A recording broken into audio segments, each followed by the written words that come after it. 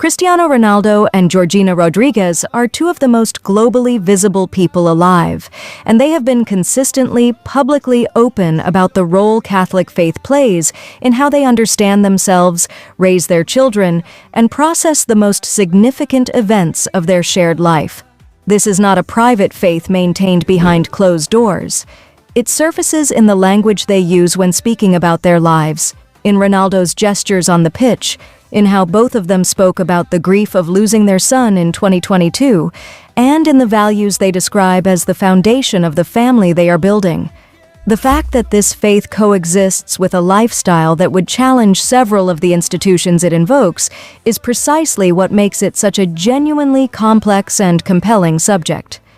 This video is not a critique.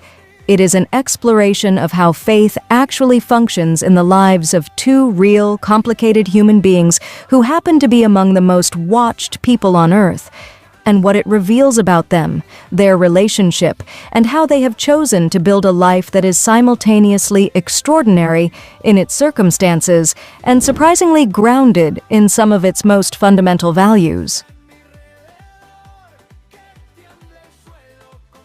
Cristiano Ronaldo's Catholicism is inseparable from Dolores Aveiro, and Dolores is inseparable from everything. He grew up in a deeply Catholic household on a deeply Catholic island, raised by a mother for whom faith was not a cultural inheritance passively received, but an active daily relationship with belief that has carried her through the hardest experiences of her life. That atmosphere marked him in ways that subsequent wealth and global fame have not erased. He has spoken about God consistently throughout his career, in post-match interviews, documentary footage, and social media posts reaching hundreds of millions. And his gestures on the pitch, the pointed finger to the sky after a goal, have become as associated with his public identity as the Sayu celebration itself. His faith has never been performed for a religious audience or managed as a brand asset. It is simply present, expressed in the unrehearsed language of someone for whom the belief is genuine rather than strategic. He thanks God when things go well, leans on faith when they do not, and in the aftermath of his son's death in 2022, spoke in the specific language of someone finding consolation within a religious framework, not performing grief but authentically processing it. Georgina was raised in Jaca, a small town in deeply Catholic northern Spain, where the rhythms of the liturgical year and the presence of the church in community life were simply the atmosphere she grew up in. Her faith is not something constructed intellectually as an adult. It is woven into her earliest formation and has remained a reference point through every subsequent transition her life has taken. In her Netflix documentary, she speaks about prayer with a directness and naturalness that signals genuine daily practice rather than performed virtue. What Georgina has contributed to the faith dimension of the Ronaldo household is continuity, the sense that Catholic values are not the inheritance of one partner, but the shared conviction of both, arriving through different geographies and different histories, but landing in the same place. Two people from different countries discovering that at the level of fundamental values and spiritual orientation, they are aligned.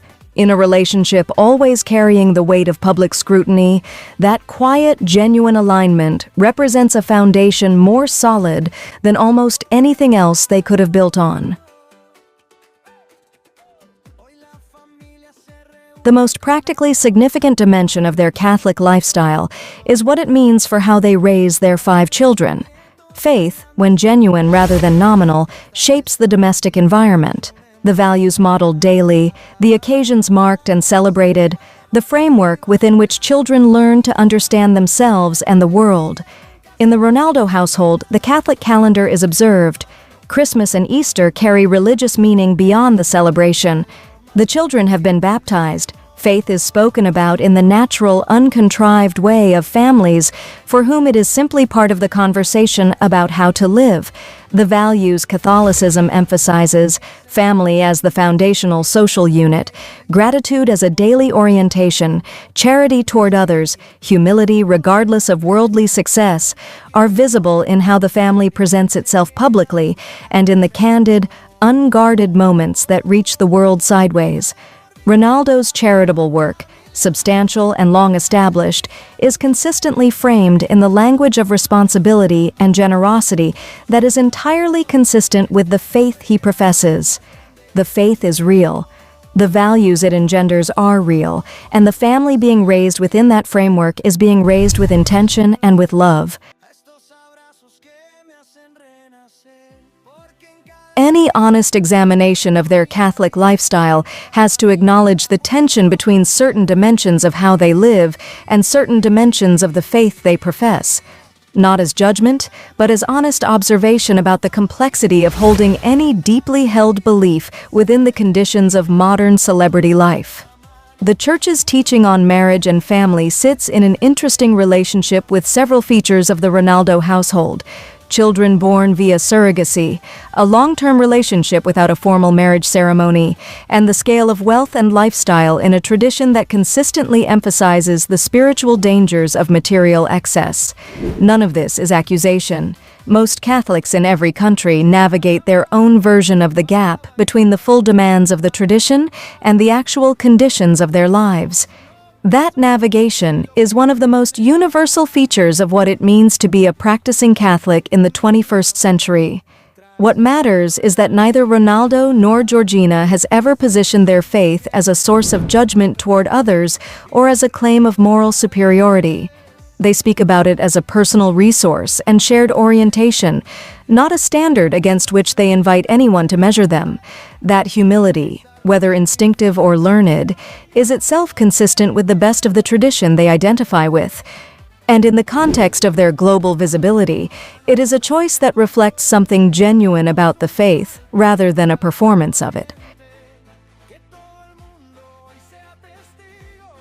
The moment that most clearly illuminated the actual depth of their faith, its function not as a lifestyle accessory, but as a genuine source of consolation, was the death of their newborn son in April 2022.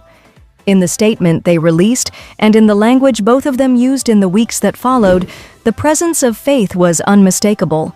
They did not speak in the secular vocabulary of grief management that contemporary celebrity culture typically deploys in personal tragedy. They spoke in the language of people who believe in something beyond the immediate and the material, who find in that belief not an explanation for suffering, which no framework can honestly provide, but a context for it, a place to put it, and a source of hope that has no secular equivalent. Ronaldo and Georgina emerged from that period still together, still present, and when they have addressed the loss directly, both have spoken with a peace that is not resignation and not performance, but the hard-won peace of people who encountered the worst that life can offer and found within their faith something that survived it. In a world that offers few templates for being extremely famous, extremely wealthy, and genuinely, humbly religious, they are working one out in their own imperfect, human way. And the working out, from where the rest of us stand watching, is worth paying attention to. Thank you for watching. Don't forget to subscribe to the channel and click on the notifications bell for more gists and stories on your favorite celebrities. Until the next one, please stay tuned.